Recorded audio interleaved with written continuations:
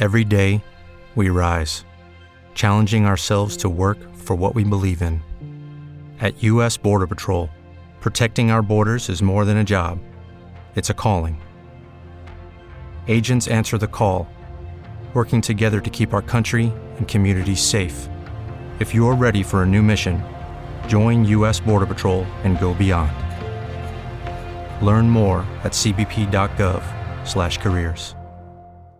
Hey guys, it is Ryan. I'm not sure if you know this about me, but I'm a bit of a fun fanatic when I can. I like to work, but I like fun too. It's a thing. And now the truth is out there. I can tell you about my favorite place to have fun. Chumba Casino. They have hundreds of social casino style games to choose from with new games released each week. You can play for free anytime, anywhere. And each day brings a new chance to collect daily bonuses. So join me in the fun. Sign up now at ChumbaCasino.com. No purchase necessary. VGW Group. Void where prohibited by law. See terms and conditions. 18+. From Hollywood, it's time now for... Johnny Dollar. Mort Parkinson, Johnny, Eternity Mutual. Oh, how are you, Mort? I couldn't feel much worse. It's the olives that do it, not the martinis. I wish it were that simple. Can you come over to my office right away, Johnny?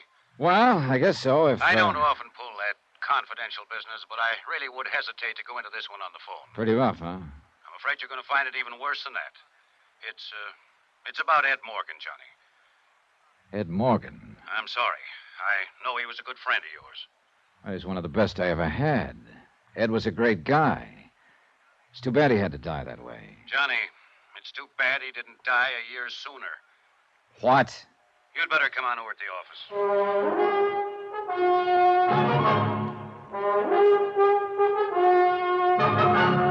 Tonight and every weekday night, Bob Bailey in the transcribed adventures of the man with the action-packed expense account. America's fabulous freelance insurance investigator. Yours truly, Johnny Dollar.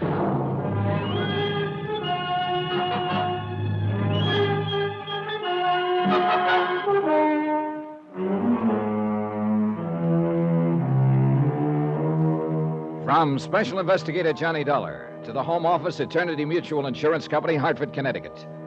The following is an accounting of expenditures during my investigation of the confidential matter.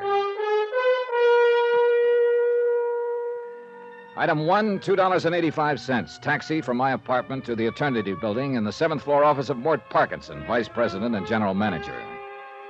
It was a room I well remembered, with its black walnut paneling and deep leather chairs. I'd worked on a lot of cases with Mort, and with the late Ed Morgan, too. And it sounded now as though Ed, my good friend from a long time back, was about to become a case himself. Come in, Johnny. Pull up a chair. Thanks, Mort. Well, that was quite a phone call. It's quite a situation. Yeah, I gathered that. Oh, I just can't talk sitting down. Old habit, I guess. Remember when we used to be over in the old Johnstone building before we built this new one? We had those old-fashioned stand-up desks. It was when old man Clement was still alive. And before I was. Oh, yes. I keep forgetting about you newcomers. Meaning everybody who's come into the game within the last 40 years. I suppose I am one of the original settlers. And set in my ways, too. Yeah, well, what about I sure hated to see those desks go. You could stand in front of them, lean an elbow on them, make out a report or a speech. Mort, you're trying too hard to avoid it. Avoid what? You didn't call me over here just to reminisce about the old days. In a way, maybe I did. You know, it's funny. I always thought you liked Ed Morgan. But I did. And why did you say it's too bad he didn't die a year sooner? Because I liked him. Except like is too weak a word, actually. I thought as much of Ed as I would have of my own son if I'd had one. Why, I'm the one who hired him in the first place. Remember, Johnny? Yeah, I remember. And I took a personal interest in his career. Watched him work his way up. Till finally he was appointed chief adjuster for the West Coast, head of our San Francisco claims office. That was darn good for a man as young as he was. And I was proud of him, Johnny. Yeah, I know you were. He was a hard worker, honest, dependable. And he had a good, sound future ahead of him. And then, just like that. Accidents are usually just like that. A foggy night, sharp curve, and he drove his car off a cliff into the Pacific Ocean. And that was that. Tragedy. Fini, the end. Only it apparently wasn't the end, or you wouldn't have called me over here. No, it wasn't, Johnny. I wish it had been. Meaning? You'd better brace yourself. Within 2 weeks after Ed Morgan's death, we started getting complaints from some of our clients. What do you mean, complaints? Oh, demands for adjustment on claims Ed had reported paid weeks before, requests for past due settlements, so on. Mort, I don't get it. Neither did I. So I sent a company accountant out to San Francisco on the QT and put him to work on the claims files. And we found out, Johnny, You found out what? that Ed's accounts had been doctored for some time. What? Johnny, in the months before he was killed, he'd embezzled nearly $80,000. Ed Morgan? Ed Morgan. I don't believe it. He did it. You might as well accept the fact. Anybody else, yes, anybody else. But not Ed. For one thing, money didn't mean that much to him. I know. We were always joshing him about living like an old hermit instead of a young bachelor. Well, then why would he do it, steal $80,000 after all these years of being honest? What would he want that would cost that much money? That's exactly what I wish you'd find out. Now, wait a second, Mort, wait a second. This is one I don't want any part of. Neither do I. But I'm afraid I'm stuck with it. And you are too, in a way. Why? Because Ed was your friend. Here's a flight ticket and reservation to San Francisco. Plane leaves in 2 hours. No. I'd rather pass it, Mort. Well, so would I. But we can't. Neither of us. There are too many questions left. And they've got to be answered. Not by me. $80,000 of the company's money is missing. I can't just write it off and forget it. It has to be accounted for. There are other investigators, Mort. And another thing that's just as important, to me at least, is to find out why he did it. It's a failure in human dynamics. A man like Ed, a man everybody respected and trusted, and he goes wrong. Why? Get somebody else to find out. I'd be pretty grateful if you'd do it, Johnny. Mort, I just don't want any part of I it. know how you feel. It's quite a shock to find out he was a crook. It's like somebody pulling the rug out from under you. So now you want to forget all about him. Leave him safely dead and buried. Dead, Mort, but not buried. If you remember, they recovered the car, but not his body. It's still somewhere beneath the Pacific. All right, then. Look at it from an efficiency standpoint, if nothing else. To any other investigator, Ed Morgan would be just a name, an unknown quantity. But you knew him. I thought I did. Regardless of what he did, Johnny, I just hate to think of a stranger pawing into his past. Maybe I still think back to the old times in the old country when the family buried their own dead. I know. And sometimes, Johnny, a friend has to go all the way. Even when the other person is goofed. Isn't that what the younger generation calls it? I'm not the younger generation, Mort. Right now, I'm older than Confucius. I'd sure appreciate it, Johnny. And after all, somebody's got to do it. Yeah, somebody's got to do it. And like you said, Ed was my friend. All right, Mort. Let's have the ticket.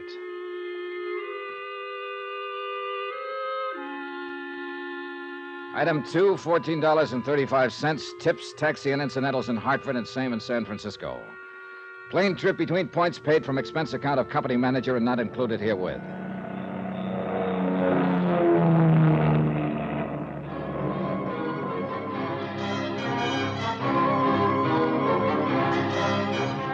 I went straight from the airport to Ed's last address when he was still alive, an apartment house in the Nob Hill section called the Drakeley Arms.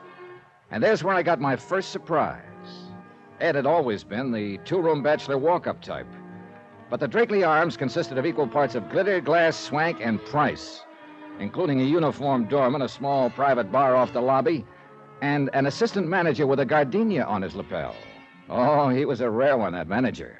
And it was a real gardenia. I am, of course, most desirous of assisting you in every way possible, Mr. What did you say your name was? Dollar. D-O-L-L. I can spell dollar. I'll bet you can. I beg your pardon. Oh, it's quite all right. I didn't mean... You didn't mean to be offensive, I understand. Now, about the former occupant of Suite 14. Mr. Dollar, I'm terribly afraid. Oh, please don't be. I mean, there is simply very little I can tell you about the late Mr. Morgan. A matter of discretion? Is that it? Discretion? Policy of the house? Something of that sort? Well, we do, of course, try to protect the privacy of our residents. I'm sure you understand. Even to the extent of turning down $20? Well... A crisp one, isn't it? Under the circumstances... Nice likeness of Andrew Jackson, isn't it? Thank you, sir. Gratuities of this nature are always so helpful in smoothing the rough pathway of human relations. Don't you think so, Mr. Dollar? Definitely. It's already helping you remember my name. Well, money is a mental stimulant, isn't it? Don't call it money. Just think of it as item 3. I beg your pardon. Item... Oh, that's quite all right. I meant... Yeah, I know. It's kind of a habit I seem to be picking up. Now, has your memory been stimulated any in regard to Ed Morgan? Oh, yes, the late Mr. Morgan. Pardon me, Mr. Dollar. Yes. Oh, yes, Countess Margie. Yes, I'll be delighted to send the boy up for 2 quarts of suds. Suds? Would a nice dry Bavarian ale be... Yes, Countess, just plain beer. Yes, Countess, right away. Frightful old lady. Mixes it with creme de menthe, you know. Now, where were we, Mr. Dollar? We weren't, not yet. Oh, yes, the late Mr. Morgan. Well, he'd been our guest, you understand, for about 6 months at the time of his tragic accident. What was he paying for his suite of rooms? Oh, well, ordinarily, we don't release information of that. Forget it. This is not ordinary. How much? $1,200 a month. I see. Oh, he was a true gentleman, if I may say so. A bon vivant.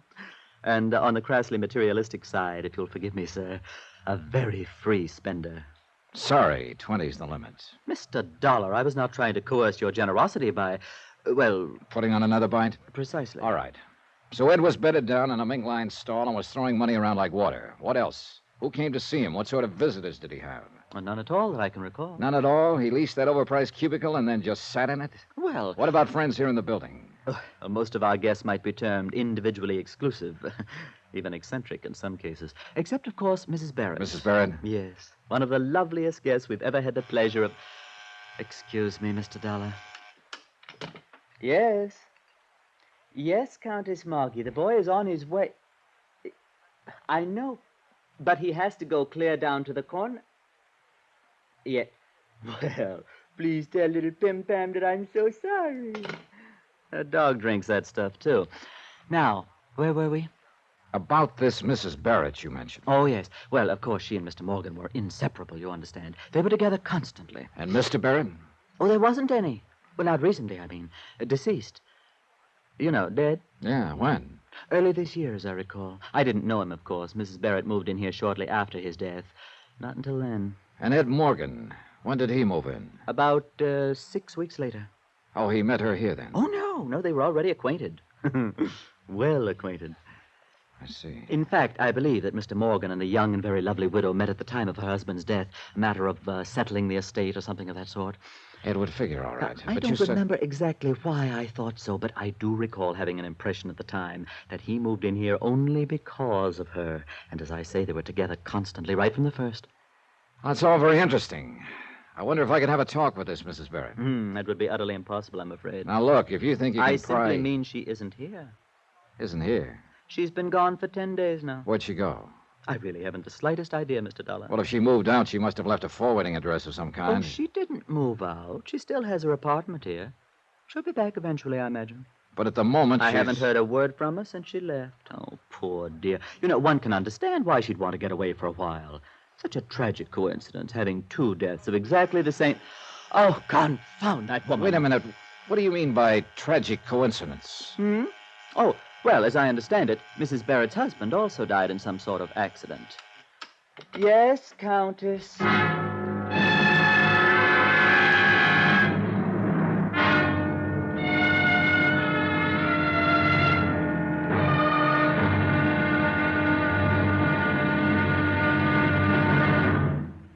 Now, here is our star to tell you about tomorrow's episode of this week's story. Tomorrow, the trail back into a man's past is a faint and twisting one.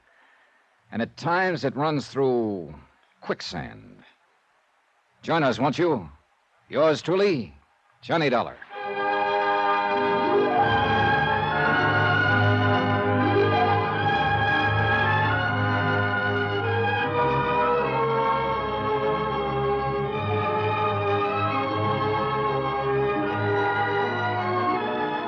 Yours truly, Johnny Dollar, starring Bob Bailey, is transcribed in Hollywood.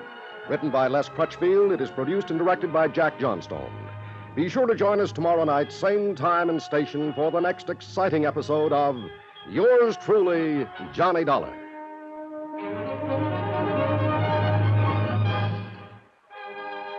Hugh Brundage speaking.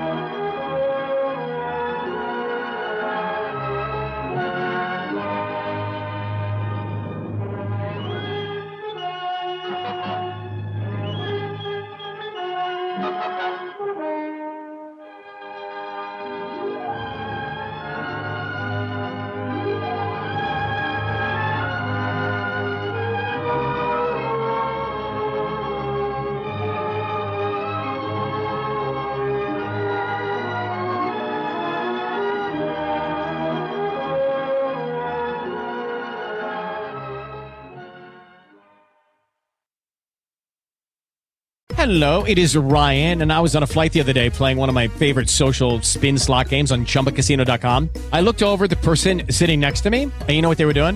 They were also playing Chumba Casino. Coincidence? I think not. Everybody's loving having fun with it. Chumba Casino is home to hundreds of casino-style games that you can play for free anytime, anywhere, even at 30,000 feet. So sign up now at ChumbaCasino.com to claim your free welcome bonus. That's ChumbaCasino.com and live the Chumba life. No purchase necessary. VGW Group. Void were prohibited by law. See terms and conditions. 18 plus.